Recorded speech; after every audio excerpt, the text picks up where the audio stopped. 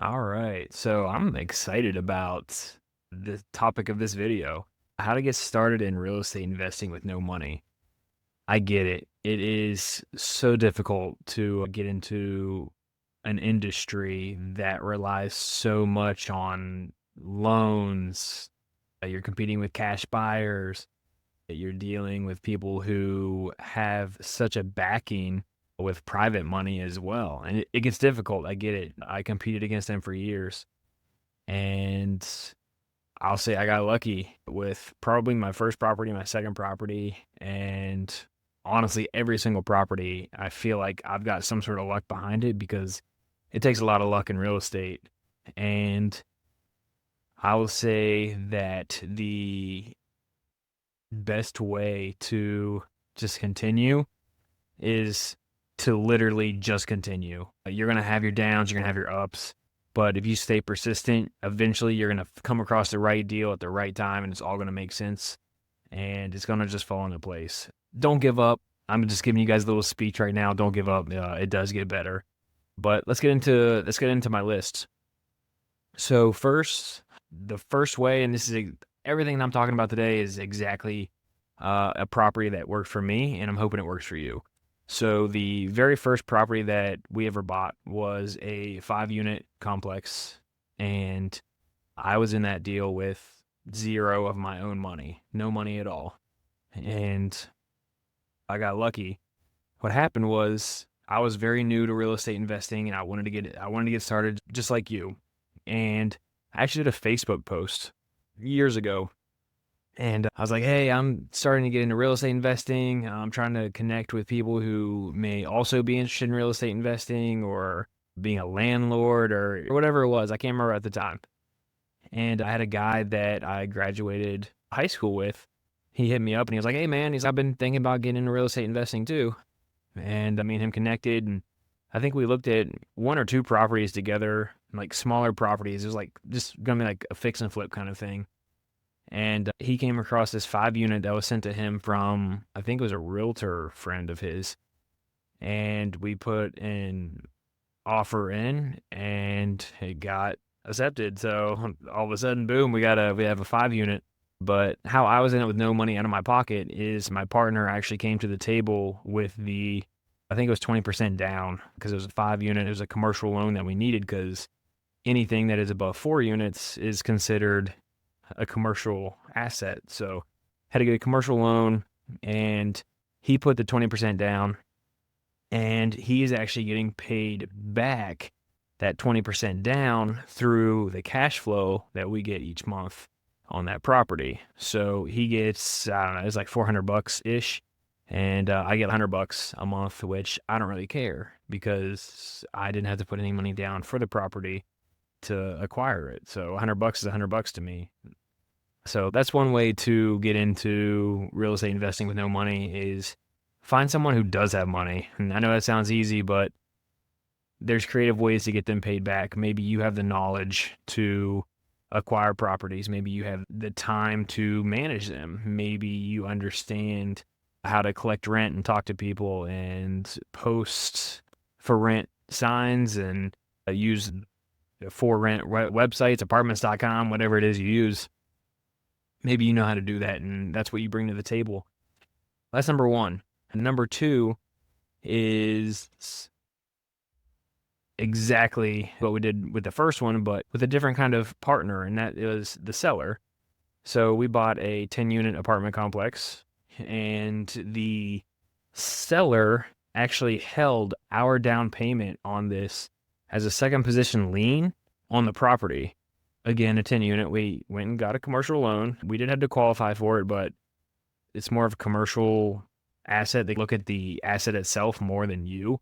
You want to have a good credit score and be credible, but you don't have to have a lot of money in the bank or anything like that to really qualify.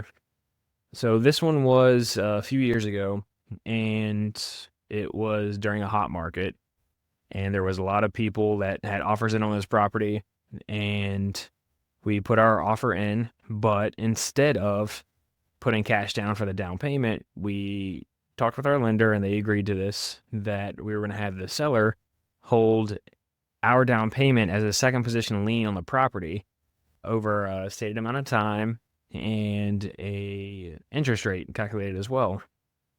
And they took our offer, and we gave them multiple options to choose from, but they chose $100,000, which would have been our down payment on this property, 15 years at 4% interest, I believe is what it was. And it comes to around $750-ish a month that we pay them each month. And that is how we got into this property with zero cash actually at closing. Yeah, it was commercial loan, but then the seller held our down payment as a second position lien. And the owners were thrilled. That's why they chose our offer.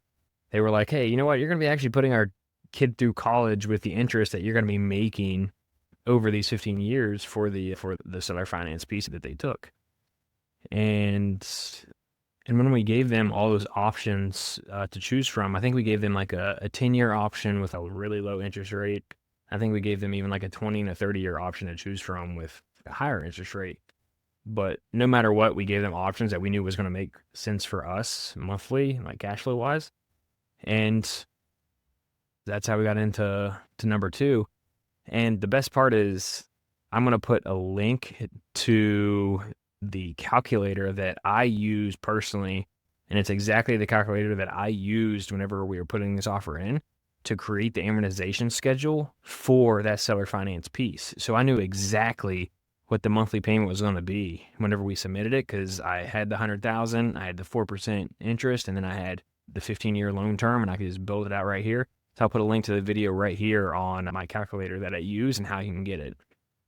So my third one, and this would probably be my final one for this video, is using a hard money lender. Now this is going to get a little bit complicated, so work with me here. Is using a hard money lender to buy the asset or buy the property and then refinancing out into a different loan product, maybe like a DSCR, a debt service coverage ratio loan is what it is. And that is really only for investment properties because they look to make sure that the house is performing on a monthly basis and covers the mortgage payment. As long as the rent that you're getting covers the mortgage payment, they'll usually lend on it. It depends on whether you're going to do Airbnb or a long-term rental. It does vary on the loan to value there. Maybe I'll bring on a DSCR lender. We can talk more about it sometime. But for this particular strategy, what we want to do is bring in a hard money loan, and you want to find a hard money lender that's okay getting paid points at the end of the time frame whenever you decide to resell it. Because if you have to pay points at the beginning, then you're not getting into this deal with no money down. So you want to find that lender, which I know a couple here locally. If you want to connect with me, shoot me a DM on Instagram at Brandon Thomas Official, or comment below, and we'll find a way to get you that information. But anyways, you want to find someone in your area that does these kind of loans that has points in the end. And once you do that, you use them, buy the property, and you fix and flip it, whether with that hard money, maybe they give you a construction budget as well that you can use, or maybe you have another partner who has money and you can do the same thing like what I did with my first property. And after that is all fixed up and the value is higher, you can just refinance into another loan product. And sometimes those costs can just get rolled into the loan, no money down, and then performing asset, or you sell it. Maybe that's exactly what you want to do. You don't even have to refinance. So buy it if you're getting all crazy here.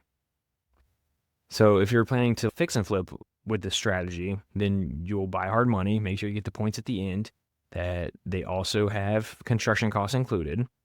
And after you're all done with that, you want the house to be a higher value than what you bought it for, obviously. So you can sell it and pay everything back with the points at the end. And that's just fix and flip. If you wanted to keep it as a rental, you would have to refinance into some sort of investment loan, like a DSCR, like I mentioned, or if you have a local bank that has some sort of investor product where They want to make sure that they have at least a 25% cushion at the end, meaning if you buy a house with hard money at, we'll say 100,000, and the house all fixed up is worth 300,000, and you put 100,000 into it, then you want to make sure that there's at least 25% of the actual value there that they can refinance. And it's usually loan to value. It's usually like 75% they'll lend on whatever the actual value is. So 75% of 300,000, that's the amount you'll get. So you want to make sure that your value makes sense with your refinance. A little bit complicated there. I rambled a little bit, but I think you get it. So anyways, those 3 strategies real quick on how to get into real estate investing with no money down. Thanks for watching, guys.